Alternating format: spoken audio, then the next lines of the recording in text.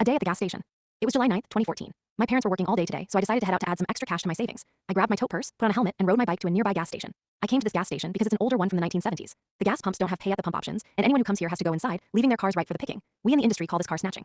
It's a type of park and wait scheme that we like to do. We choose our spot to park our butts and wait for the marks to come to us. I do mean we, I'm not alone today. Lydia is sitting on a bench right outside the entrance of the gas station store. She had her book with her phone tucked inside. She was going to watch the people arrive to pump gas, then message me whenever someone went inside to pay. On the opposite side of the store is a little hill.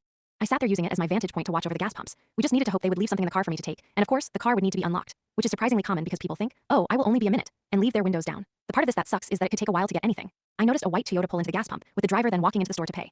I watched my phone for a text message from Lydia, but didn't get any, so I sat and waited, watching the Toyota drive away. Lydia must have noticed something that I didn't, and I trust her judgment, so I didn't move. Lydia is watching to see if the person locks the car or has someone else in the car with them. Both of these would spoil the loot, making it a waste of time at best. At worst, I get caught in the act, so we try to avoid those at all costs. The next car to stroll into the gas station was a black Mercedes. I noticed it was a lady who walked out of the car to go into the store. I then got a text message from Lydia saying, "Black Mercedes." I stood up and speed walked over. I tried the passenger door, and it was unlocked, letting me inside. I quickly noticed there was a purse in the cup holder. I would have loved to grab the whole bag, but the lady would have noticed it was missing as soon as she walked into the car. So I quickly opened it and found her green wallet inside. I took her wallet out, then walked away, closing the car door and the purse behind me. I sat back down on the hill with my bike beside me, watching the lady walk out of the gas station. I needed the lady to drive off without realizing her wallet was gone. If not, then our car snatching might end early. Luckily, I heard her engine roar up and then saw her drive out of the parking lot. I had a sigh of relief knowing that this wallet was now ours for good. I decided to open up the wallet to see what we got. Since it was both Lydia and me doing this, we would split everything evenly based on value and what we each wanted. The first thing I noticed in the wallet was the lady's driver's license. Appreciate the wallet, Mellarine. She had 65 in cash for us. While I was focused on counting the cash, I got a text message from Lydia saying, "White Ford." It pulled in while I wasn't looking. I got up off the ground, putting the wallet in the back pocket of my jeans and quickly went to the white Ford. The window was down at the driver's seat, so I quickly looked inside. I didn't see anything at first, but there was a compartment where most people keep loose change inside. I struggled to reach for it, but eventually got it open. I put my hand inside and took out as many coins as I could.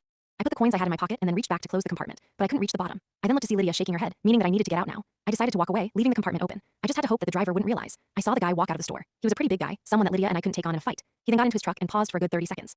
He must have noticed, I thought, but he then drove away. For some reason, he didn't do anything. I still don't know why, but great for me, I guess. I started to count the change, but it was a measly 75 cents. Maybe that's why he didn't care. He wasn't going to use it anyway. I sat back down on the ground, watching cars drive in and out of the gas station, waiting for Lydia's next signal. I saw a Honda pull in, and I got a text message from Lydia. I stood up and walked over to the Honda, assuming Lydia told me to go after it. But when I looked at the text message, it read, "Let's wait for a good score and make it our last one for the day." I then turned back around and sat back down, knowing Lydia didn't want me to go after the Honda, at least not yet. The Honda eventually left, and I probably waited 15 minutes till I heard anything from Lydia. But then a Volkswagen pulled into the gas station, and once the female driver walked away wearing her red coat, I got a text message from Lydia telling me to go for it. So I did just that. I tried opening the door, and luckily it was unlocked just like Lydia suspected. I looked over to the bench where Lydia was, but then I saw her walk into the store. I didn't think much of it and focused on looking inside the car instead.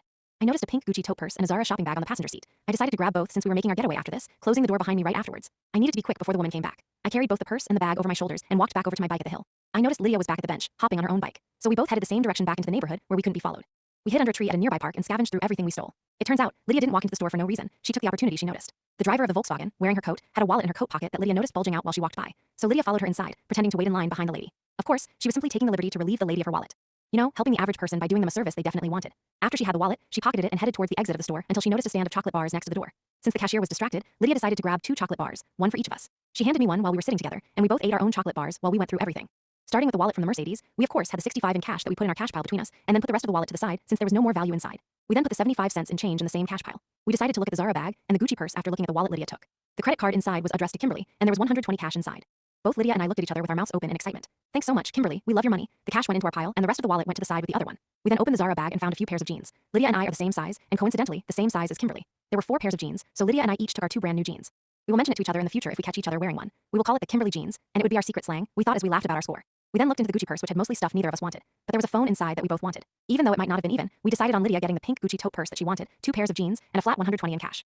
I then got $65.75, a phone, and 2 pairs of jeans. We decided that I would get the phone and Lydia would get the purse since she really wanted it. But to even it out, I would give her the majority of the cash. So together, our day's loot was $185.75, 4 new pairs of jeans, a phone, a pink Gucci tote purse, and some chocolate snacks.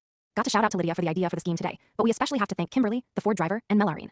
You 3 were the real heroes today and will help pay for my tuition when I finish high school.